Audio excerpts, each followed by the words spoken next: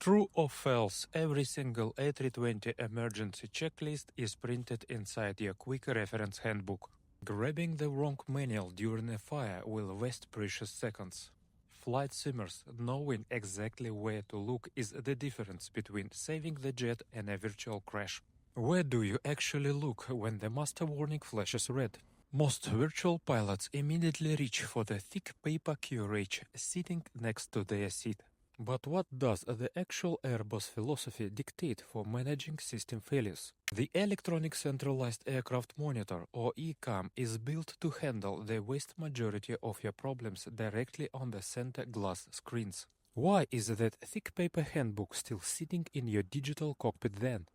The QRH is specifically reserved for complex, unique procedures that are simply not displayed on the electronics monitors.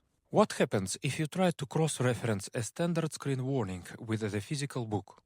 You will blindly flipping pages forever because the manufacturer intentionally avoids printing redundant information.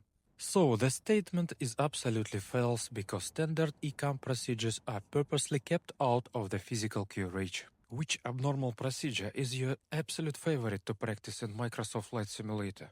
We will break down exactly how to manage a dual engine failure in our next video.